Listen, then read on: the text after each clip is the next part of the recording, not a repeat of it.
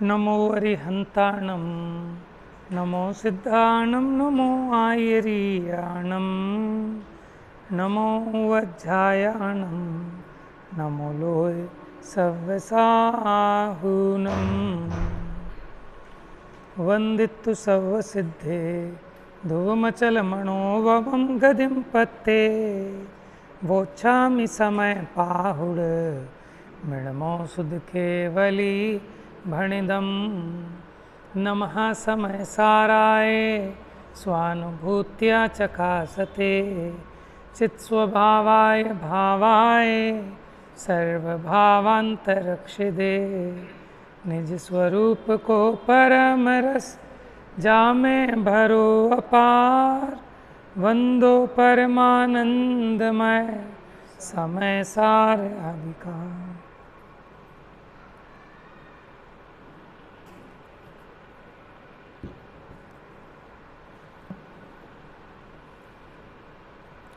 तो कल अपनी 410 नंबर की गाथा हुई थी, जिसमें कहा था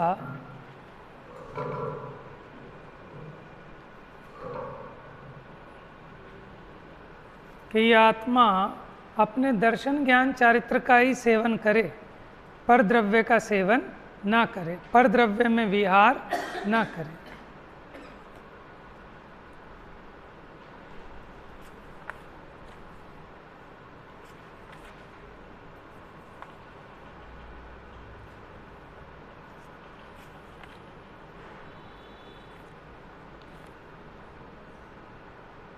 हम्म 909 नंबर पेज पर ये गाथा चली थी।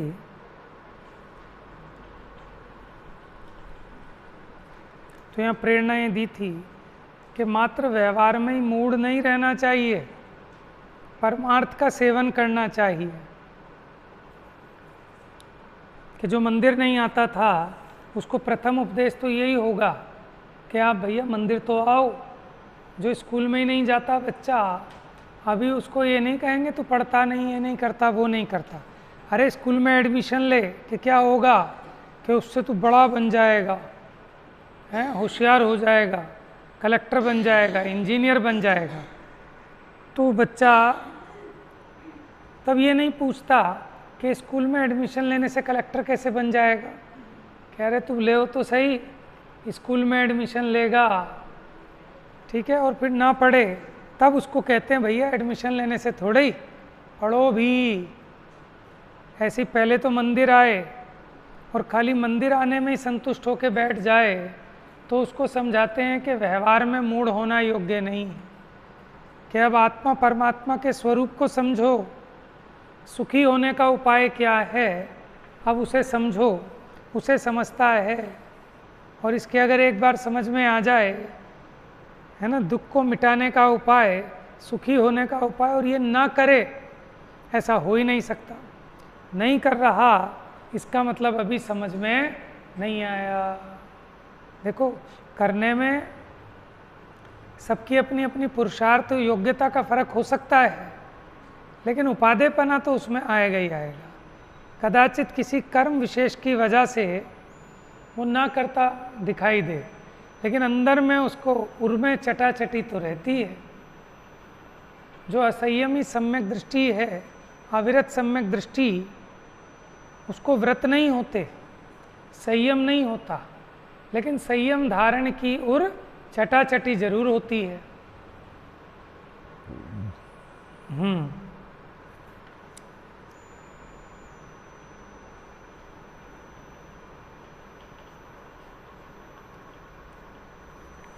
पेज नंबर 909, हिंदी अनुवाद पढ़ते हैं गाथा का, फिर इसकी तात्पर्य वृत्ति टीका पढ़ेंगे।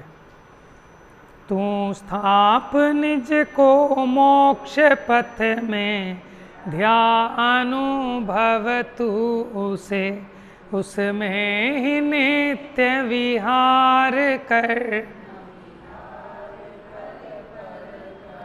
जब आपके पास आपका गार्डन है तो आप अपने गार्डन में विहार करो, आत्मा रूपी बाग में रमण करो, क्रीड़ा करो। लेकिन जो अनात्मा है, जो तेरी मर्यादा से बाहर है, वहाँ जाएगा तो लाभ तो कुछ नहीं होना, उल्टा नुकसान होगा। देखिए अभी कलश वापस पढ़ेंगे, लेकिन अभी इस गाथा की जो हमने जैसे आचार्य की टीका है वो देखते हैं, पेज नंबर 912 पर, उत्थानिका। अब निश्चय रत्नत्रय स्वरूप माने निश्चय सम्यक दर्शन, निश्चय सम्यक ज्ञान, निश्चय सम्यक चारित्र स्वरूप शुद्धात्मानुभूति लक्षण वाला मोक्ष मार्ग। कौन सा मोक्ष मार्ग? शुद्धात्मानुभूति है लक्षण जिसका, ऐसा मोक्ष मार्ग मोक्षार्थी जीव द्वारा सेवन करने योग्य है, कि खाली व्यवहार में ही संतुष्ट होकर ना बैठ जाए। जो निश्चय सम्यक दर्शन, निश्चय सम्यक ज्ञान, निश्चय सम्यक चारित्र रूप, उसका लक्षण क्या है? शुद्धात्मानुभूति। ऐसा मोक्ष मार्ग मोक्षार्थी के द्वारा सेवन करने योग्य है, ऐसा उपदेश देते हैं। हे भव्य, आत्मा को स्थापित करो, जैसे मूर्ति की स्थापित करते हैं ना, ये आत्मा को स्थापित करो। माने अभी क्या हो रही है इसकी दुर्दशा? क्या अभी है ना घर का ना घाट का, इसकी पहचान ही नहीं कर रहे तुम। तो पहले तो अपने आत्मा की सही स्थापना करो कि मैं हूँ कौन। आत्मा को स्थापित करो किसमें? शुद्ध ज्ञान दर्शन स्वभाव वाले आत्म तत्व के सम्यक श्रद्धान, सम्यक ज्ञान और सम्यक आचरण रूप अभेद रत्नत्रय स्वरूप मोक्ष मार्ग में आत्मा को स्थापित करो। माने आपकी श्रद्धा का श्रद्धे ये आत्मा हो। अभी सब कुछ तो है, आपके ज्ञान का गे ये आत्मा बने, तभी तो आपके आचरण का विषय ये आत्मा होगा। अब तो जिसको जानते हैं उसी में रम रहे हैं। परम समरसी भाव से अनुभव करो और उसका ही ध्यान करो, क्योंकि इसी से तुम्हारे सारे प्रयोजन सिद्ध होने वाले हैं। बच्चे को माँ का ध्यान चलता है? और दुकानदार को ग्राहक का ध्यान चलता है, वकील को अपने क्लाइंट का ध्यान चलता है। क्यों? क्योंकि उसको उसमें फ़ायदा दिखता है। तो ध्यान किसका चलता है? कि जहाँ अपना फ़ायदा दिखता है। तो अज्ञानी प्राणी को भोगों का विचार चलता है, भोगों का ही ध्यान है, क्योंकि उसमें उसे फ़ायदा दिखता है। और ज्ञानी जीव को ये आत्मा में तत्व विचार में लाभ दिखता है, तो इसका उपयोग यहाँ लगता है। निर्विकल्प समाधि में स्थिर होकर, क्या होती है समाधि? देखो, धी माने होता है बुद्धि, समता रूपी बुद्धि, यानी ना राग हो ना द्वेष हो, समरसी भाव रहे। तो निर्विकल्प समाधि में स्थिर होकर भावना करो, वहाँ पर ही नित्य विहार करो। माने आपका उपयोग निरंतर उसी स्वरूप में रमण करे। देखे सुने अनुभव किए भोगों की आकांक्षा रूप निदान बंध। आप जानते हैं कि ये जो नारायण प्रतिनारायण आदि के पद होते हैं, ये निदान के फलस्वरूप मिलते हैं कि मुनि दशा में कोई जीव इस प्रकार का कहीं कोई सूक्ष्म भाव रहता है भीतर में कि किसी को देखकर कि अरे वाह इनके मज़े, तो हो गया काम निदान बंद। उसके फल में ये नारायण प्रतिनारायण आदि की है। और देखो उसके फल में नरक जाते हैं ये नारायण प्रतिनारायण नियम से मरण करके कहाँ जाते हैं? ऐसी जो महाभारत का युद्ध है ना, ये कोई कौरव और पांडवों का युद्ध नहीं था। असलियत में तो ये कृष्ण और जरासंध का युद्ध था, नारायण और प्रतिनारायण का। ऐसी रामायण का युद्ध राम और रावण का नहीं था, ये तो नारायण लक्ष्मण और प्रतिनारायण रावण का, उनका युद्ध था। बाकी तो सब ऐसे फालतू के बहाने हैं।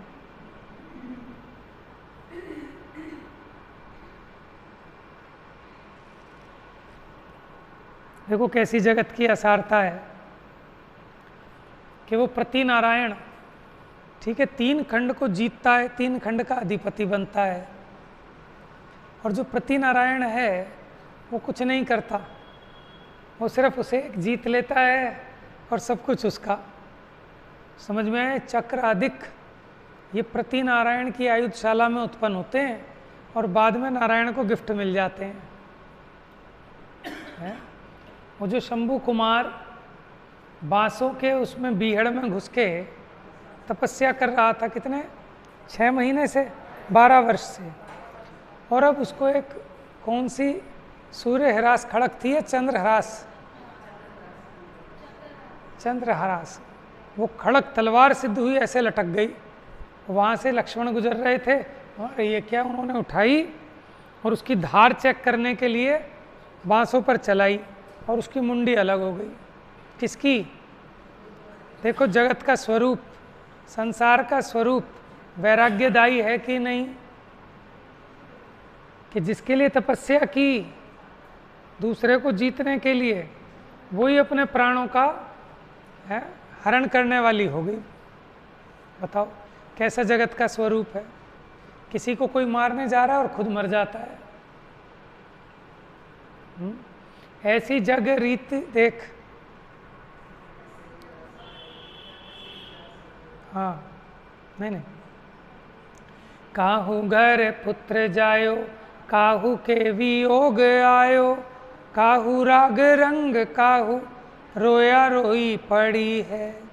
जहाँ भान उगत उछाव गीत गान देखे, सांझ समय ताही थान हाय हाय पड़ी है। ऐसी जग रीति को न देख भय भीत, कुछ छूट गया कुछ, ऐसी जग रीति को न देख भय भीत होए, हाँ हाँ नर मूड तेरी मति कोने हरी है।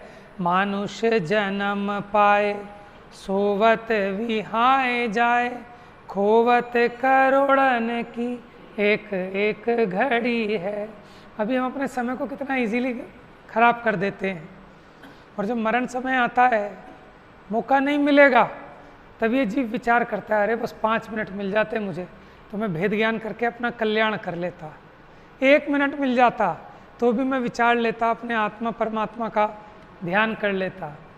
लेकिन अब वो देखो समय की कितनी कीमत है, कि जब तूने समय रहते नहीं किया, अब क्यों मांगता है? तू मांग ही नहीं सकता। समझदारी ये है कि अपना काम तैयार रहना चाहिए, क्योंकि अपने को पता नहीं है कि 1 मिनट में कब क्या हो जाएगा। अच्छे भले यहाँ स्वाध्याय में गए और पता चले कि साहब 4 लोग उठा के ले गए, वहाँ हॉस्पिटल में एडमिट है। समझ में आया? तो रोज़ देखने में आता है, लेकिन इसको भाव वासना नहीं होती। न्यूज़पेपर पढ़ते तो हैं, लेकिन भाव वासना पूर्वक नहीं पढ़ते। भाव वासना पूर्वक पढ़े तो इसकी नींदें उड़ जाएं, खाना ना खाया जाए इस पे। तो ऐसी जिनवाणी को पढ़ते हैं। ऐसी जिनवाणी को अगर भाव वासना सहित पढ़ लें तो सारा दुख मिट जाए जीव का। न्यूज़पेपर पढ़ के तो इसकी नींदें उड़ जाएं, भयभीत हो जाए, लेकिन ये डरता ही नहीं। आज साहब इतने लोग कुचले गए, हम देखो इतनी बड़ी मजबूत गाड़ी, उसके बराबर में ट्रक चल रहा था, ट्रक उसके ऊपर गिर गया। अब लो क्या कर लोगे? माने लोग कहते हैं 5-10 लाख वाली गाड़ी मत लो, 50 लाख वाली लो, वो मजबूत होती है। माने जैसे वो बड़ी बड़ी SUV गाड़ियाँ लेके चलते हैं, कौन सी गाड़ी थी वो, स्कॉर्पियो, मजबूत गाड़ी। अब लोग कहते हैं ना, जिसको लॉन्ग ड्राइव पे जाना हो, दूर दराज जाना हो, तो हाईवे पे बच जाते हैं। तो बच गए क्या? एक्सीडेंट कुछ नहीं हुआ, उसके साथ साथ ट्रक चल रहा था और ट्रक का बैलेंस बिगड़ा और वो उस गाड़ी पे गिर गया और जितने थे उस गाड़ी में सब खत्म। हमें कभी लगता है ऐसा विचार जब हम जा रहे हों घूमने फिरने, पिकनिक मनाने, कि अभी 1 मिनट में ऐसा हो सकता है? तो अगर ये जीव को ऐसा भय लगे ना, तो पापों से बुद्धि हटे, थोड़ा धर्म ध्यान में लगे, और ये 5 इंद्रिय के विषय भोगों में ये जो बिल्कुल निर्भय होकर लग रहा है, ठीक है ना, तो वहाँ से हटे और थोड़ी विचार करने की बुद्धि आए जीव को। लेकिन जानबूझकर अंध बने हैं, आंखन बांधी पाटी। जैसे स्टोपदेश में जो उदाहरण दिया, अरे अरे अरे देखो देखो इतना बड़ा पेड़ जल गया, अरे अब ये पेड़ जल गया, अरे देखो उसमें भी वो कैसे धू धू करके जल गया, अरे ये हमारे पड़ोस वाला भी जल गया। अरे ये तो जल गए भैया, जिस वृक्ष पे तू बैठा है ये भी जल जाएगा अभी थोड़ी देर में, लेकिन तेरे को ये सुध नहीं आ रही कि जान बचाऊं। तो संसार का स्वरूप ऐसा ही है। अरे अभी देखो 20 साल के जवान लड़का मर गया, अभी 30 साल की जवान मौत हो गई, अभी ऐसा हो गया, अभी वैसा हो गया। लेकिन ये कोई गारंटी थोड़ी है कि हमारे साथ ऐसा नहीं हो सकता, दूसरों के साथ ही होगा। एक माँ का छोटा सा बच्चा, मैंने बड़े पंडित जी के प्रवचनों में सुनाते हैं ना, नाव पे जा रहे थे, उस बच्चे ने पैर लटका लिया पानी में, जैसे बच्चे मस्ती मारते हैं, और मगरमच्छ ने पैर पकड़ लिया। अब सोचो अपने आप को रख के देखो, आपका बच्चा और पकड़ ले, अब माँ तो बच्चे को खींच रही और मगरमच्छ उसको खींच रहा, और जो नाविक है वो कहता है अरे अम्मा छोड़ दो इस बच्चे को, इसके चक्कर में, तुम्हारे एक बच्चे के चक्कर में 20 लोग मरेंगे। और सब लोग क्या करते हैं, उस माँ से उसके बच्चे को छुड़वाते हैं कि नहीं तो बाकी सब मरेंगे। अब बताओ करे क्या, ऐसे में क्या कर सकती है वो, बताओ। और उसका जी का दुख देखो आप, तो ऐसी परिस्थिति हम पे नहीं आ सकती क्या? माने वो एक बच्चा ऊपर से गिर गया, नीचे से सरिया खड़ा था, सरिये में आर पार, यहाँ से क्या कर लो? आप सरिये में से निकाल के भी कैसे ले जाओ उसे, क्या करोगे? हमें लगता है कि दुनिया के साथ होता है, हमारे साथ थोड़ी हो सकता है। अरे हम डराने के लिए नहीं कह रहे, हम तो कह रहे हैं कि पहले सोच लो, विचार लो, इसकी दवा है किसी के पास, उनसे पहली दवा ले लो। पूछ उठा अपनी माता से एक बालक 6 साल का, क्या पूछ उठा है कि क्या ये यहाँ इतना शोर क्यों मच रहा है कि जहाँ सुबह ढोल बज रहे थे, गाना बज रहा था, अब इतना रोना क्यों हो रहा है कि वहाँ उसकी मृत्यु हो गई। ये मृत्यु क्या होती है कि ये तो सबकी होती है कि हाँ तो क्या मुझे भी मरना पड़ेगा? कि बेटा ये तो स्वरूप है, क्या इसका कोई उपाय नहीं है? कि हाँ है। कि किसके पास है? कि एक वीरसेन स्वामी हैं, जिनसेन स्वामी के शिष्य, या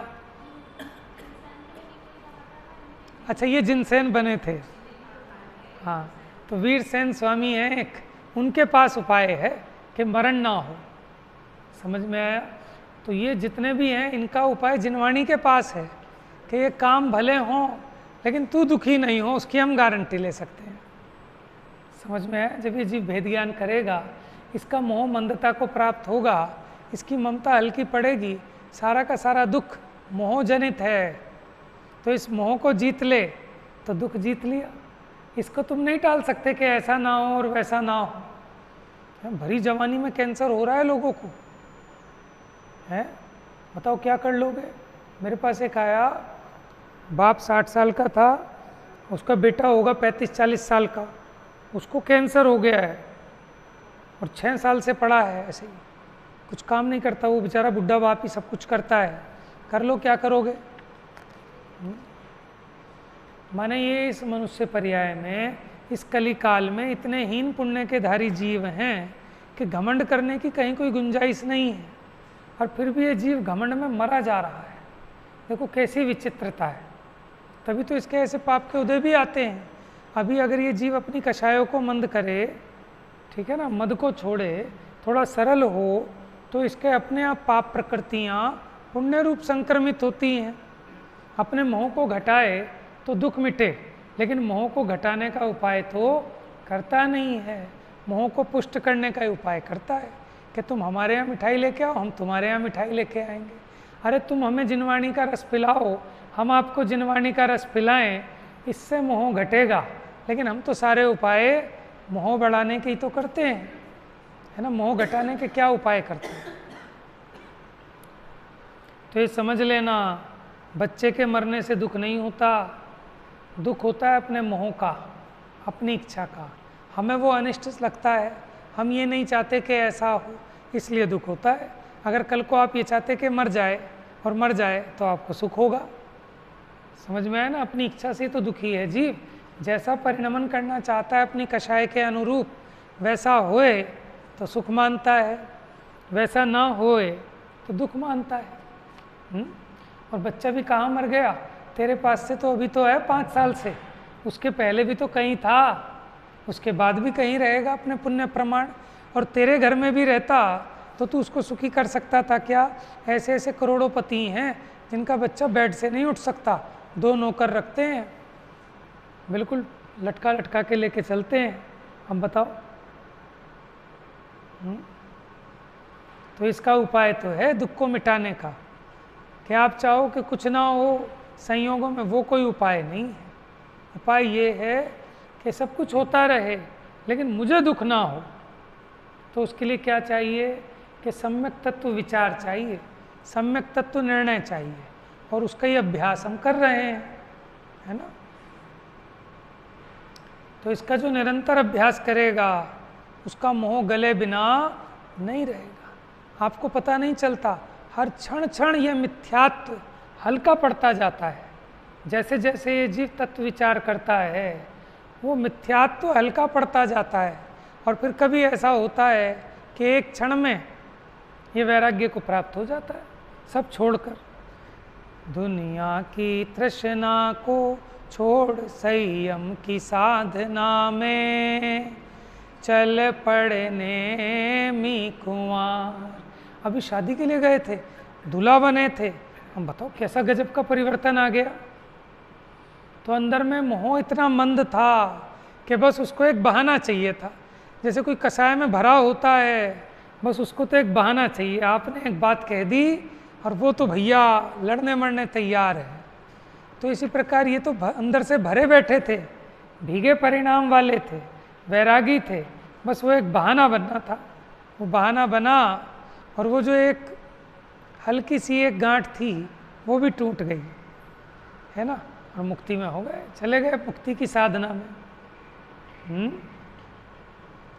तो इसमें आश्चर्य नहीं है, ये जीव भीतर की अपनी ऐसी तैयारी रखता है, ऐसी तैयारी होनी चाहिए कि हंसते हंसते, ठीक है, कैसी विपत्तियां आए, कैसी अनुकूलता आए, ना हर्षित हो ना दुखी हो, समता रस पिए, समता भाव से रहे, ठीक है ना? और जब बुलावा आए और उठा के अपनी अटैची, काहे की अटैची?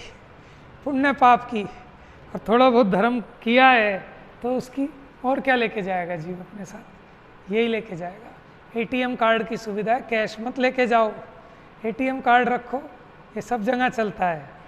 तो ऐसे ही जीव अपना एटीएम कार्ड रखता है साथ में, जहाँ जाता है वो लेके जाता है।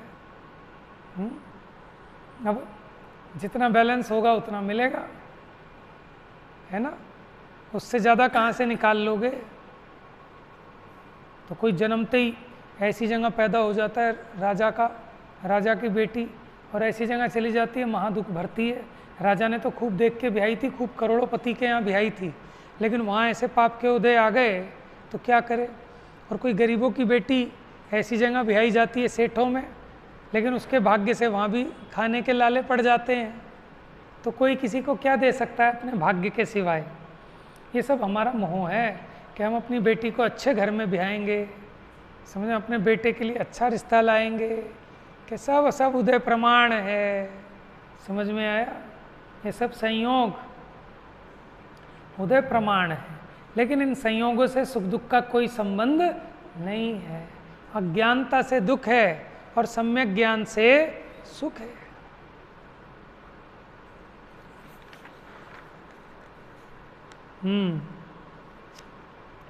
अब सहज शुद्ध परमात्मा की अनुभूति रूप, पेज बता दिया मैंने आपको, या आगे बढ़ गया मैं?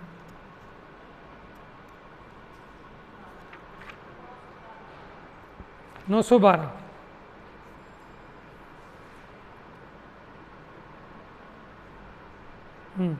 हे भव्य, आत्मा को स्थापित करो किसमें? शुद्ध ज्ञान दर्शन स्वभाव वाले आत्म तत्व के सम्यक श्रद्धान, सम्यक ज्ञान तथा सम्यक आचरण रूप अभेद रत्नत्रय स्वरूप मोक्ष मार्ग में आत्मा को स्थापित करो। उस ही मोक्ष मार्ग का संचेतन करो, अर्थात परम समरसी भाव से अनुभव करो और उसका ही ध्यान करो, अर्थात निर्विकल्प समाधि में स्थिर होकर भावना करो। निर्विकल्प समाधि की बात की है। समता भाव का नाम समाधि है। वहाँ पर ही नित्य विहार करो। देखे सुने अनुभव किए भोगों की आकांक्षा रूप कैसे कैसे करता है जीव, जो देखता है होगे जो भोग पहले उनका ना हो वे सुमिरन है। लेकिन कैसे ना हो, जब अपनी संगति ठीक रखेगा। समझ में आया? देखो बच्चों को समझाते हैं ना कि बेटा खोटी संगति में नहीं रहना, लेकिन खुद को भी तो समझाना चाहिए कि जो हर समय देखो दीदी मैं ये चीज़ लाई, मैं वो चीज़ लाई, मैं सोफ़ा लाई, मैं पर्दे लाई, मैं फ्रिज लाई, वो कुसंगति है, क्योंकि वो परिग्रह की वांछा को बढ़ाने वाली है। समझ में? हमने ये मकान बनाया, हमने वो मकान बनाया, हमने ये जायदाद खरीद ली, हमने प्रॉपर्टी खरीद ली, ये सब कुसंग है, परिग्रह की वांछा को बढ़ाने में निमित्त है। संग करना है तो उनका करो कि जिन्होंने सारे संपदाएं छोड़ दी, इनको आपदा समझकर, जिनके आज्ञाकारी पुत्र थे फिर भी उनको छोड़कर आ गए, हमारे तो कैसे, और फिर भी हम छोड़ने तैयार नहीं, और उनके कैसे देखो आज्ञाकारी। सरसों का दाना जिनके बिस्तर में चुभता था, काया की सुध नाही गीदड़ तन भक्ते देखे। तो ये भी सब मोह का खेल है। हमें लगता है भाई साहब हम कैसे रह पाएंगे जंगल में, हम तो एसी के बिना 1 मिनट नहीं रह सकते। ये चीज़ छोड़ दो, इसमें कुछ नहीं है। जब भीतर में सच्चा वैराग्य आता है, भेद ज्ञान होता है, तो ये सारा का सारा रगड़ा मोह का था, सारा कलेश और दुख मोह से था। अब मोह छूट गया, अब इसे कीट खाएं, मच्छर खाए, सियाल नहीं खाए, कंकड़ पत्थर चुभें, कोई फर्क नहीं, क्योंकि वो जो चुभता था, शरीर इतना कोमल था, लेकिन अपने शरीर में मोह था, इससे दुखी होते थे। देखो जीव का लोभ और मोह,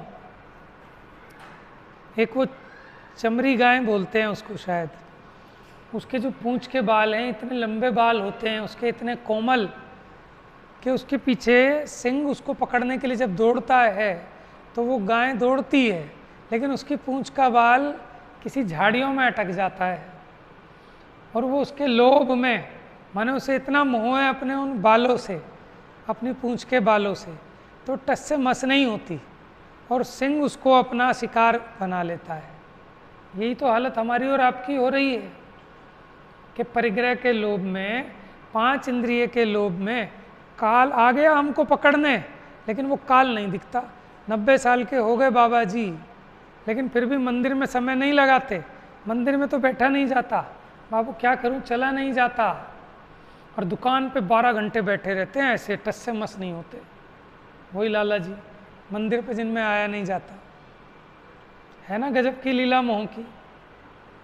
तो वहीं जाके बनेंगे, मकड़ी रहती है ना वहीं छिपकली बन जाए जीव, वहीं चूहा बन जाए, वहीं दुकान में पड़ा रहेगा उसी में।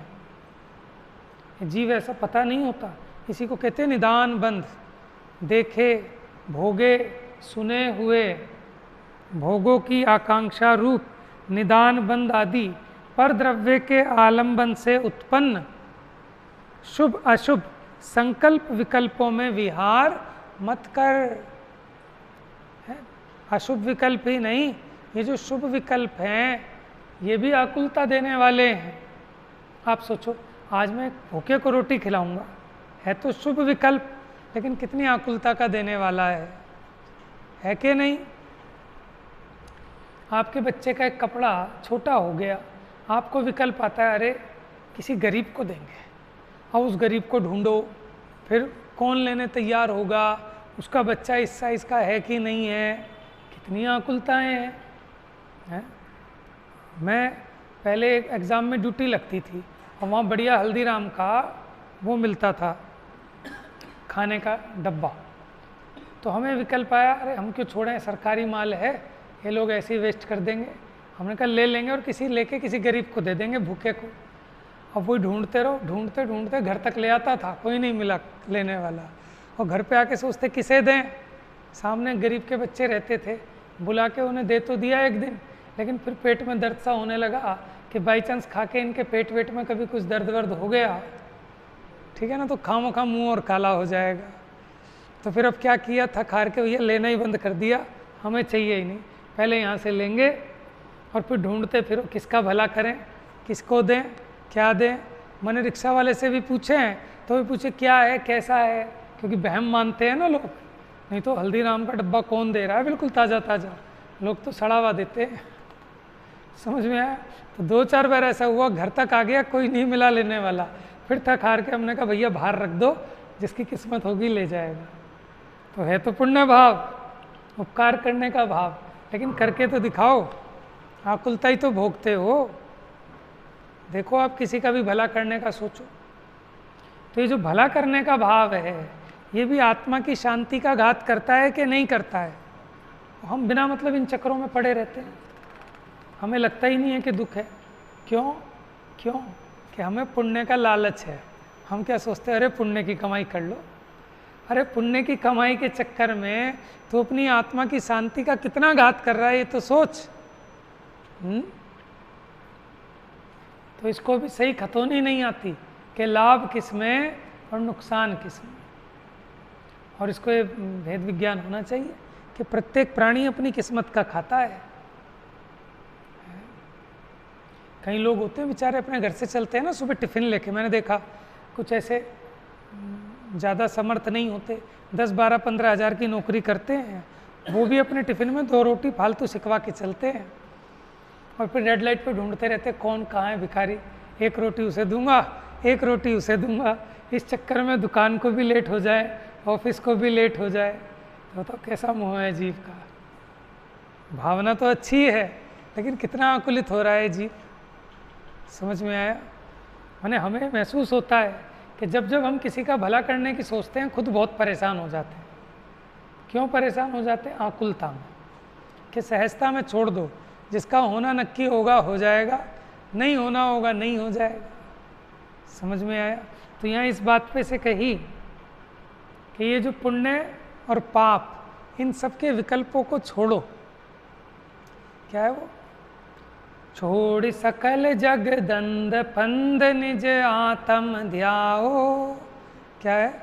धन समाज गज बाज राज तो काज न आवे, ज्ञान आपको रूप भय फिर अचल रहावे।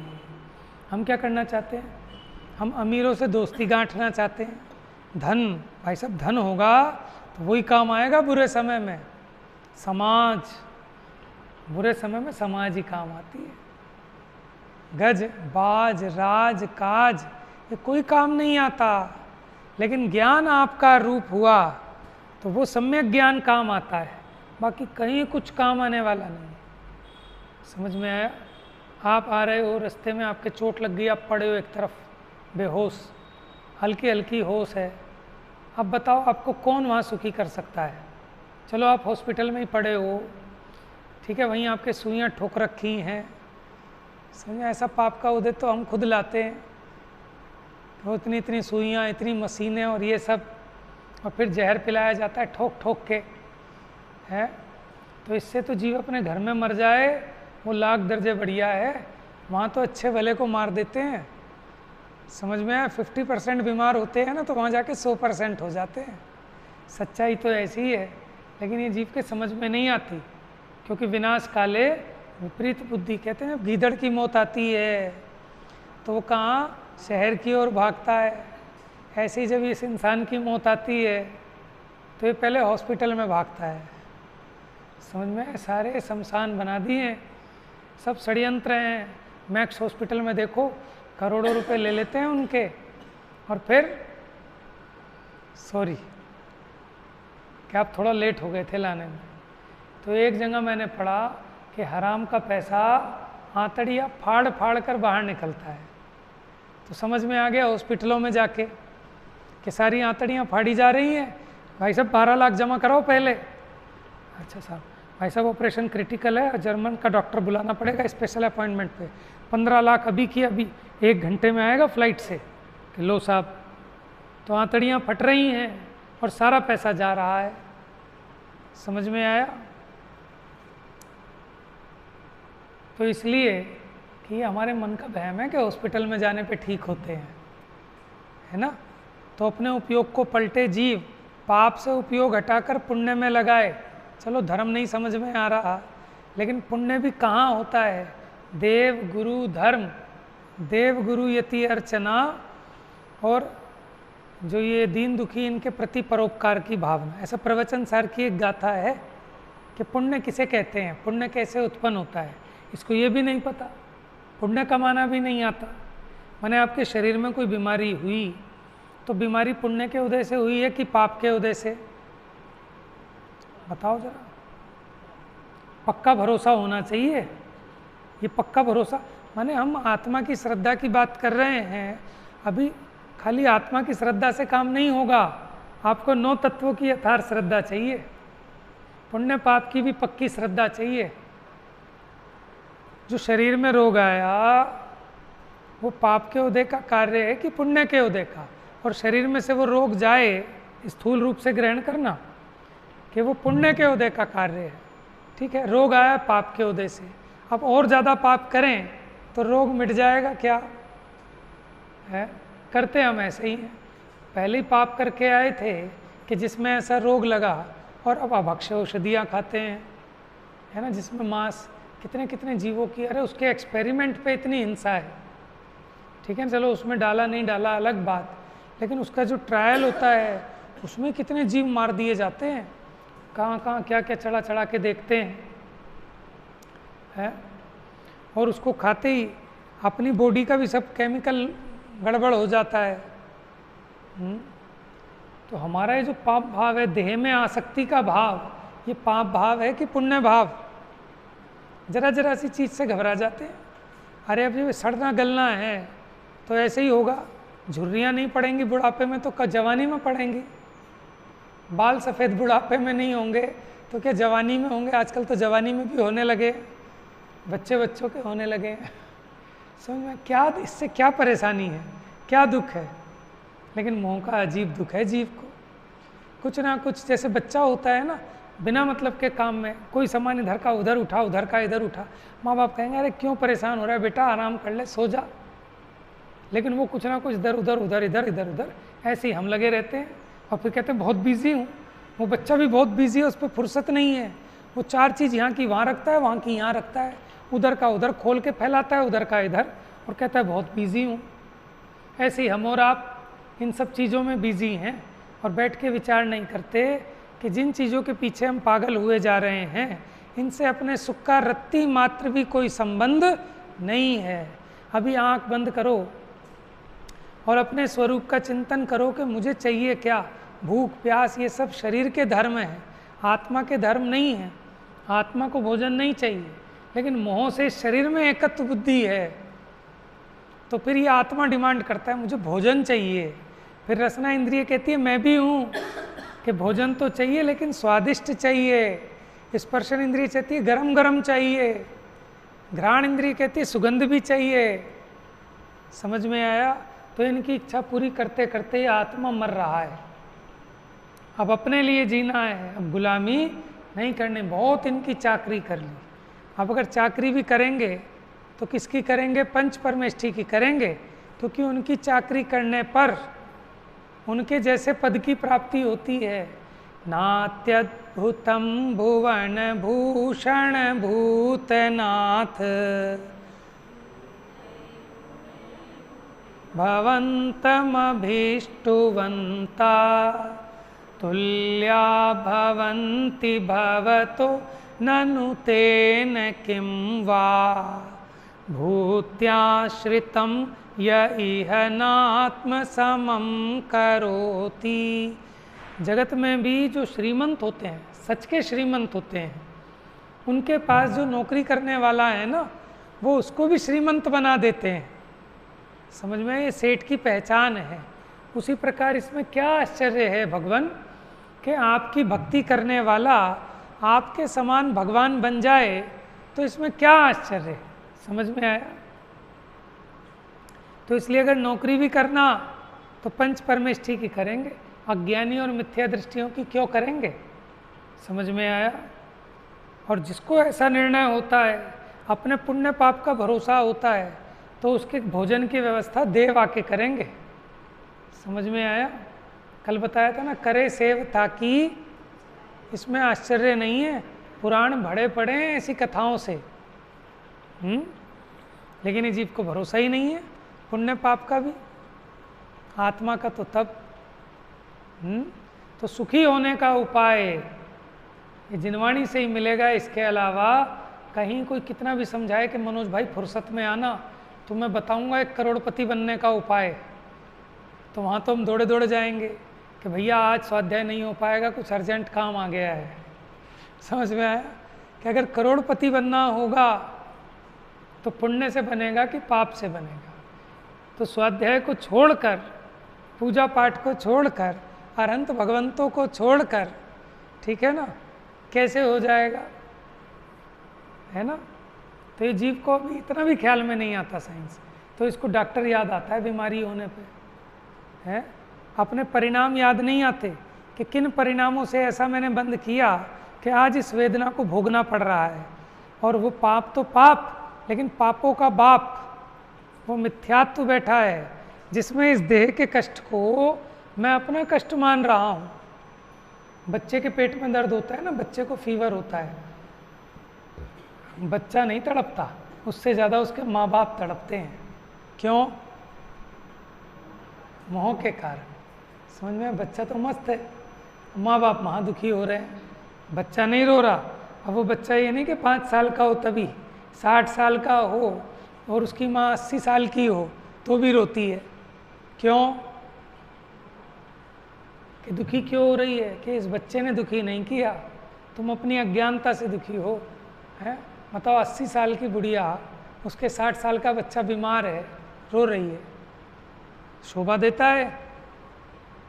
हैं? कि शोभा की बात नहीं है कि इस उम्र में जाके तो वैरागी हो जाना चाहिए।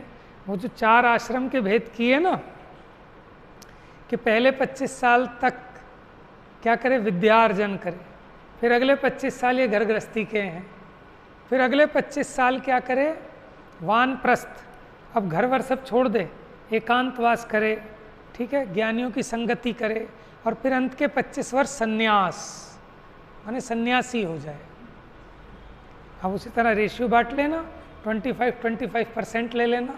अब अगर 60 साल की उम्र है, ठीक है, तो अब क्या करे? पढ़ाई में ही 25-30 साल लगा देता है जीव, और उस 30 साल की पढ़ाई का फल नहीं भोग पाएगा, और बिना पढ़े सेठ बने बैठे हैं। तो ऐसे अपनी अपनी बुद्धि को बार बार ये विषय दें, तब ये बुद्धि समझती है। जैसे मैं आपको समझा रहा हूँ ना, आपको नहीं समझा रहा, मैं अपनी बुद्धि को समझा रहा हूँ, अपने को समझा रहा हूँ। ऐसे हम सबको, ये तो आपका निमित्त है, आपके निमित्त से माने ये समझना समझाना होता है। इसलिए 5 अंगों में 5वें स्वाध्याय के भेद हैं, प्रच्छना भी, वाचना भी, अनुप्रेक्षा भी, आमनाएं भी, धर्मोपदेश भी। तो इसके निमित्त से क्या करना चाहिए कि अपने को समझाना चाहिए, अपना स्थितिकरण है, ये तत्वाभ्यास है, ये भेद ज्ञान है, ये तत्व विचार है। इससे मोह गलता है, और मोह गलता है तो फिर जीवन पलटता है जीव का, ठीक है ना, दुख मिटता है। तो हमें दुखी नहीं होना, और कब दुखी नहीं होंगे? कि जब तत्व का निर्णय करेंगे। तो मैंने ये बात कही थी कि जो रोग आता है वो पाप के उदय से आता है, हमेशा याद रखना, और पुण्य का उदय आए बिना वो मिट नहीं सकता। तुम कितनी दवाइयाँ खा लेना, कितने इंजेक्शन, और ऐसे हॉस्पिटलों के बाहर बहुत लोग लड़ते हुए देखे होंगे आपने, कि जो कहते हैं हमारी माँ तो अच्छी भली आई थी, इसको कोई दिक्कत नहीं थी, सिर्फ दस्त हुए थे, और भगवान जाने इन्होंने क्या ट्रीटमेंट किया, क्या किया भैया, जान ले ली और 50 लाख का बिल बना दिया। खूब देखे हैं ऐसे, चिल्लाते, लड़ते, मारते, तोड़ते फोड़ते। समझ में आया? लेकिन फिर भी इस जीव को उस बात का तो भरोसा है कि डॉक्टर ठीक कर देगा, लेकिन अपने पुण्य पाप का भरोसा नहीं है। तो क्या होता है? बेचैनी तो होता है, भटकते फिरते हैं, धक्के खाते, कभी इस डॉक्टर के, कभी उस डॉक्टर के, खुद तो खुद, और ऊपर वाले देखो उससे ज़्यादा परेशान। वो तो फिर भी लेटा रहता है अपने स्ट्रेचर पर, उठाने वाले उठा के ले जाते हैं उसे, लेकिन बाकी ऊपर वाले कितने आकुलित व्याकुलित होते हैं। लेकिन वो भी अपने अपने मोहों के प्रमाण में, जिसे जितना ज़्यादा मोह होता है वो उतना दुखी होता है। कुछ लोग मज़े लेते रहते हैं चलते हुए कि भैया बुढ़िया तो मरेगी, अब क्या कब तक जिला लोगे इसको, और कोई दुख में भयंकर जैसे पता नहीं क्या हो गया। तो सब अपने अपने मोह के हिसाब से दुखी हैं। तो मोह नहीं घटाएंगे तो दुख मिटने वाला नहीं है। सच्चा उपाय तो ये देह संयोग आदि को भिन्न जानकर इनके प्रति जो अपना ममत्व भाव है वो छूटेगा तो दुख मिटेगा। ठीक है, आप ये सोचो कि कहीं से कोई ऐसी गारंटी कार्ड बनवा दो कि साहब हमें बीमारी नहीं लगेगी, हम भगवान की डेली पूजा करेंगे, आप बस गारंटी कार्ड दिला दो। भैया ये गारंटी कार्ड नहीं मिल सकता। ये तो मिल सकता है कि तो दुखी ना हो, लेकिन शरीर में रोग ना आए ऐसा गारंटी कार्ड नहीं मिल सकता है। बांधा है आपने तो आएगा भी। हाँ, कदाचित अनंत आदि के प्रति जो बहुमान है, स्तुति आदि का भाव है, उसके कारण वो घट जाए, पाप पुण्य रूप कन्वर्ट हो जाए, तो वो चमत्कार भी देखे जाते हैं। आप ये बताओ, समूह शरण में अंधे को दिखने क्यों लगा? ऐसी कोई मशीन लगी है क्या वहाँ? ये डॉक्टर अंधे को ठीक नहीं कर सकते, और समूह शरण में ऐसा क्या जादू है? कि जादू नहीं है, वो जीव अपने भावों का फल लेते हैं, कोई इंद्र कुछ नहीं करता। वो जीव का जो भाव है भीतर में अनंत आदि के प्रति भक्ति का, तो उससे उसका कर्म का उदय ऐसा पलटता है कि पाप प्रकृति पुण्य में संक्रमित हो जाती है, लंगड़ा भी चलने लग जावे। समझ में? हमें तो मजाक लगती है, मजाक नहीं है, सच्ची बातें हैं। समूह शरण में किसी को कोई दुख बाधा नहीं होती। माने भैंस चढ़ेगी ना, 20,000 सीढ़ियाँ हैं, कितनी देर में चढ़ेगी? अंतर मुहूर्त में चढ़ जाएगी भैंस भी। समझ में? ये तो हम आपको समझा रहे हैं कि ऐसा सिस्टम होता है, कि जरूरी नहीं है ऐसा सिस्टम होता है, आपको भाव भाषणा करा रहे हैं।